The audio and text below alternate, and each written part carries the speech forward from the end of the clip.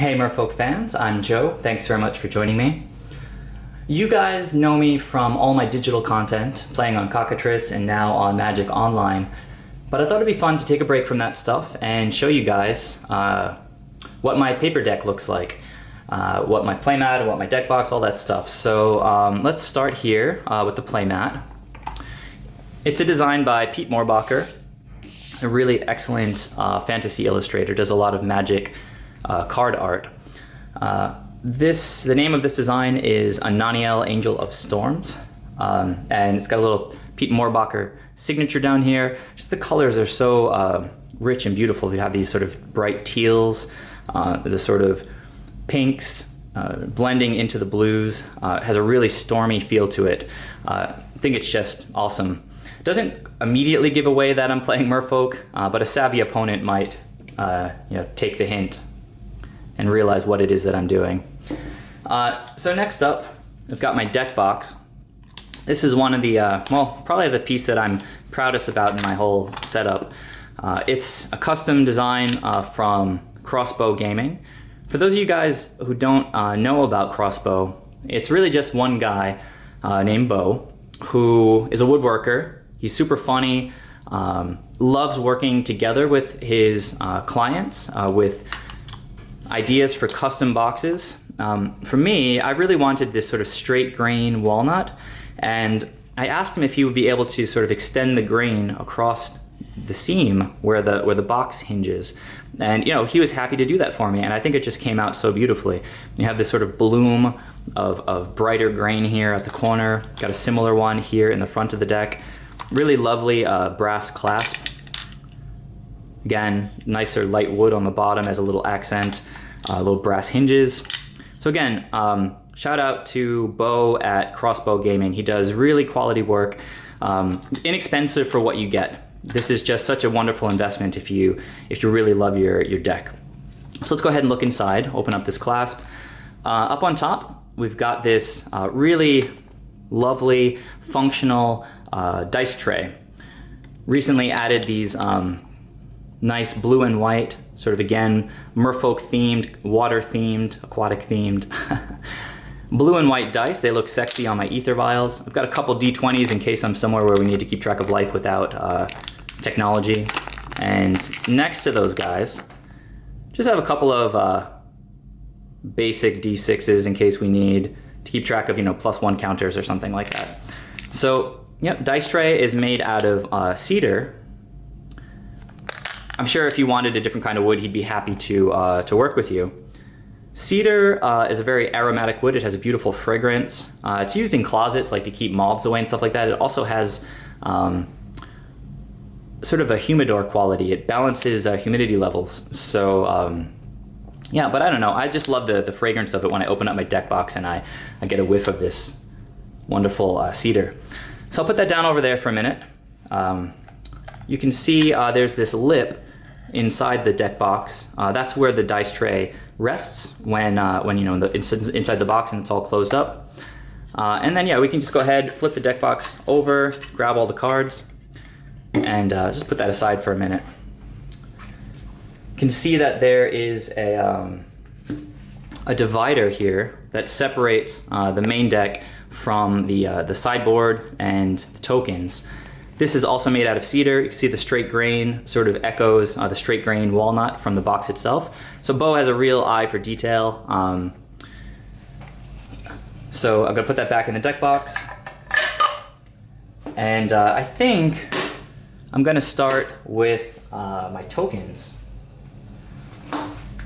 So Master of Wave tokens, I've got the same art as the playmat, right? You just saw this guy, Ananiel.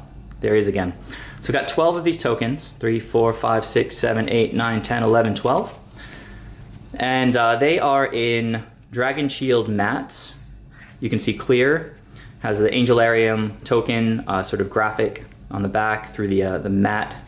And on the front is a nice, beautiful sort of glossy plastic that makes the art look great.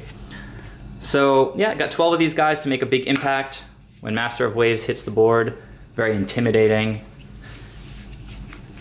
So I'm gonna go ahead and put these tokens off to the side with the dice tray. And we can get started on the main deck. So first up, the 1-drop, the Curse Catcher. Helps slow down spells while we're developing our plan. The very beginning of the game. This guy's from Shadowmoor.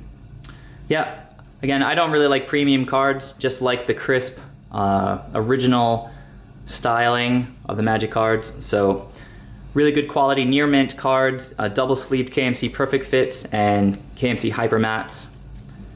There's the Curse Catchers. Moving on, we've got 4 Silvergills, Lorwyn. Draws us a card, keeps our hand full, gives us Merfolk to cast. Great with Ether Vial, we don't even have to reveal another Merfolk. So Silvergill Adepts. Moving on, we've got the real heart of the sort of creature base of the deck, the Island Walk Lords. 4 Time Spiral Lord of Atlantis. Really lovely. These KMCs really just make the art pop so nicely. So after the Lord of Atlantis, we've got the 4 Masters of the Pearl Trident from Magic 2013. Let's go ahead and add these guys to the pile down here.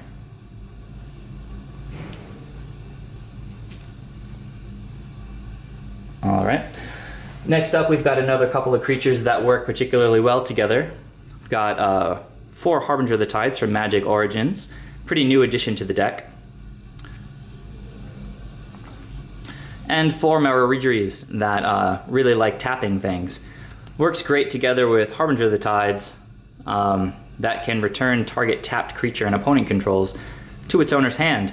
When this guy came out and people started playing him more and more, people also started playing more and more Regeries in the main deck just because they combo together so nicely. So let's go ahead and organize these guys a little bit. I'll add them to the deck down there on the playmat. Okie dokie. So there they go. And yeah, moving on, we've got the last few creatures in the deck. 4 Masters of Waves, never run fewer than that. You can see 3 of mine are Chinese.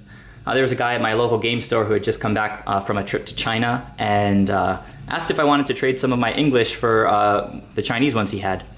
He only had 3, which is kind of cool, I think. I like having a mix. If somebody needs to see the text, I can go grab it out of my deck and just have them read this card. You know, if we don't have internet access or something. So 4 Masters of Waves.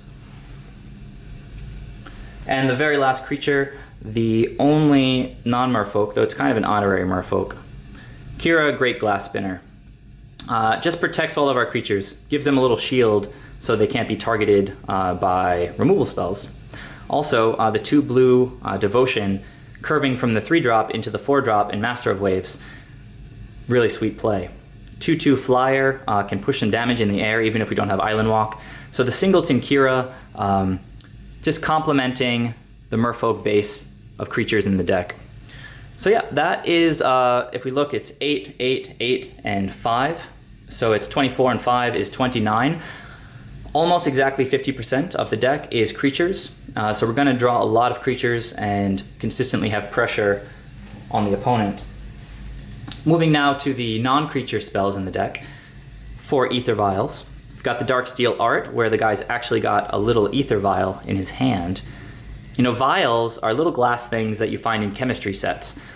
If you look at the Masterpiece art from Kaladesh, it doesn't look like a vial at all, and I don't really like it very much. So 4 Darksteel Ether Vials. This card is super central to Merfolk, both in Modern and Legacy.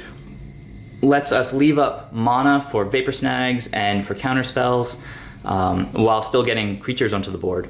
So Ether Vial, super duper important. Next up is a card almost as central to Ether Vial to the Merfolk strategy in Modern, is the 4 Spreading Seas. With these 8 Island Walk Lords, we want to get access to Island Walk by any means necessary, and even against non-blue decks, these Spreading Seas get the job done. Now, I'm not a fan of running any more copies of effects that turn lands into islands than these 4 Spreading Seas. Spreading Seas is particularly excellent at its job because for 2 mana, not only do you get access to Island Walk, but you also draw a card. Now, draw a card is some of the most powerful text that you'll see on a Magic card, and Spreading Seas has it, so always run 4 of these. Next up, we've got the last non-creature spells in the deck. I run 2 Vapor Snags, great cheap bounce spell that can actually do some damage to the opponent. If we bounce one of their creatures, they lose 1 life. We can also use Vapor Snag defensively to save one of our creatures if it's really important to our plan and the opponent's trying to hit it with a Lightning Bolt or a Terminate or something. So 2 Vapor Snags and 1 Echoing Truth, kind of acting as a 3rd Vapor Snag, just a little bit more expensive with the potential to have more value. The thing that comes up most often with Echoing Truth is bouncing 2 of the same creature. If the opponent plays out 2 Tarmogoyfs, can go ahead and just bounce both of those for 2 mana, and that's a huge tempo play for the low cost of 1 generic mana over a Vapor Snag. Another way that we get value out of Echoing Truth is if an opponent plays an Ensnaring Bridge, if they play a Ghostly Prison, if they're playing a Blood Moon, and we have some Mutavaults we want to attack with. All of those things can be answered by Echoing Truth. So I appreciate the versatility it adds for that 1 extra generic mana. And most of the time, you know, it's just a slightly more expensive Vapor Snag. So 3 spells that can slow the opponent's plan down while we're developing our own plan. So there you have all of the spells in the deck, all of the non-lands. Moving ahead, we can look at the lands. 4 Mutavaults. Sort of honorary Merfolk. They are all creature types, but only when they're activated. This card is from Magic 2014. Now, in the Merfolk deck, Mutavault is probably the most broken man land in all of the Modern format. It comes in untapped, which I can't stress the importance of enough. Raging Ravine, Treetop Village, those guys come into play tapped, no matter what you do. So if you're trying to hit your 4th mana or something and drop a big creature, you can do it with Mutavault. You can't do it with Treetop or Raging Ravine. And Mutavault, since it is a Merfolk with any lords out and Island Walk, it's often like a 4/4 or a 5/5 unblockable creature for only 1 mana. That can't be countered since it's a land. So I suggest running 4 Mutavaults at all times. Don't get fancy and run fewer than 4 Mutavaults. I'm going to go ahead and add these guys down here. Next up, we have sort of a half colorless land in Cavern of Souls. It makes colorless mana, but it also makes uncounterable blue mana. Not a lot of counter spells in Modern, but there are decks that run them, and when you do come up against them, you're going to want to have some access to Cavern of Souls. You can even name Spirit if you really need to get a Kiro resolved against Grixis control or Jeskai control deck. Cavern of Souls name Spirit, you get Kiro onto the board, and then your creatures have protection for the rest of the game. So Cavern of Souls, very, very powerful land in certain matchups, so I think 2 is the correct number in this metagame. You don't want to run too many because you do need sort of straight up blue mana to cast your Spreading Seas and your Vapor Snags and Echoing Truths. But the colorless mana from Cavern of Souls can be used to get Ether Vials out. They can be used for the generic part of Mirror Regery's cost, etc. So 2 Cavern of Souls. Go ahead and add those down on top of the Mutavaults. Next up, we're going to start looking at some of the straight up blue sources in the deck. First up, we've got 4 Wanderwine Hubs. Most important reason for running Wanderwine Hubs in a monocolored deck is that it's a non-basic blue source. That's important for when we're playing against the mirror match and we're keeping the opponent off of Island Walk by having Wanderwine Hub rather than a basic island. So, it's a little sneaky, and seems like it might be difficult sometimes because it'll come in tapped if we don't have a Merfolk in hand. But I tell you from experience that that happens so rarely, and when it does, most of the time we don't really need access to the mana right away if we don't have a Merfolk in hand. So definitely recommend running 4 of these. It's also good protection against Choke and Boil, which can be really rough against mana bases with too many basic islands. Next up, you've got the 2 legendary lands. Pretty much the same reason we run this is the same reason we run Wanderwine Hubs. Non-basic blue sources, not giving the mirror match Island Walk, and they have some functionality. Oboro can get bounced to your hand, some tricks with casting spells with Mutavault.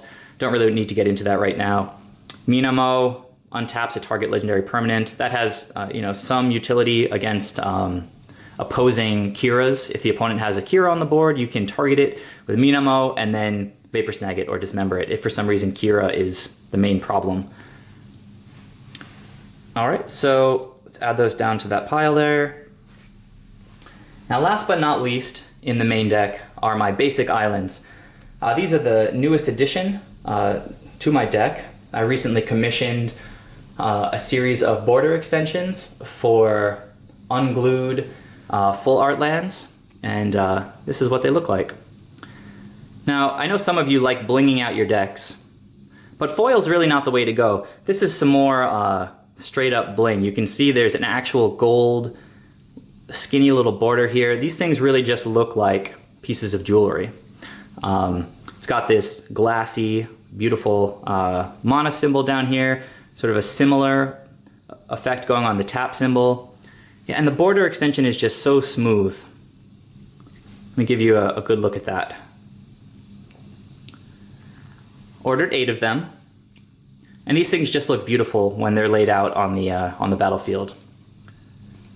So even if I'm getting my face stomped by burn or something, I can just sit back and stare at my basic islands and smile. It's good to have like a happy place to go to when those things start happening. So I'll add these down here to all the other main deck cards. Straighten out my piles a little bit. And yeah, that's it. I've got 29 creatures here. Then we've got 11 non-creature spells. That adds up to 40. Then I've got my 20 lands. I've got the 6 here, and 8 here. So sorry I keep jiggling this thing. With those laid out, I'll just go ahead and quickly show you guys my sideboard. I'll start with the creatures that I have in the sideboard.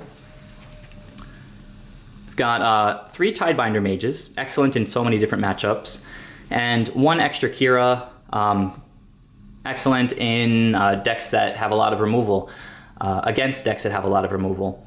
I don't like running 2 Kiras in the main deck because she's legendary, and drawing 2 of them can be really clunky and often just kind of a dead draw. But against decks with tons of lightning bolts and terminates and Kolaghan's commands, having 2 Kiras in hand is not a bad thing. It's actually kind of exactly where we want to be. So really strong card in the sideboard. 3 Tidebinders, 1 Kira. This beautiful Korean Tidebinder Mage, pretty similar story to my Chinese Masters of Waves down there. Somebody at the game store wanted something that I had in my trade binder, and the only thing he had that I wanted was a Tidebinder in Korean. So we made the trade happen, and here he is. So first 4 cards in the sideboard are 4 creatures that have great effects against particular decks, but also just the basic creature functionality of being win conditions that can beat the opponent up. Next, I've got my suite of counter spells. 2 Dispels, great in really fast matchups. Goryo's Vengeance is an instant spell that we can hit with Dispel. That deck will just run you over if you don't have some protection. Great against Infect, trying to move super duper fast. Negate is against some of the slower decks, some of the control decks. They're trying to cast Cryptic Command against you. Tron is trying to resolve an Ugin the Spirit Dragon. I love that these negates have similar color schemes, or identical color schemes. You've got sort of the pink swooshes against the grays and blues. So chose these arts particularly because I think that they're quite nice. Go ahead and put these guys down over here. Complementing those 5 in a lot of matchups are these 2 Relic of Progenitus against Snapcaster decks trying to recur lightning bolts. Relic also great against Dredge, which is really, really popular right now. Also great against Jund and Abzan trying to get their Tarmogoyfs online. So go ahead and put these 2 relics on top of the counter suite down here. And finally, last but not least, we've got the protection against our nemesis Affinity. 4 Hurkyl's Recalls. I've tried running fewer at different times, and then you play Affinity and you realize how dumb you were. This is the last piece of my deck, I think, that I have to make prettier. I have this white bordered version. I'd love to get, I think it's Antiquities with the black border, but the same art. I think they're like $50 or $60 though. So that might have to wait a little while. As I mentioned, I don't like foiling. Beautiful, natural, non-foily borders.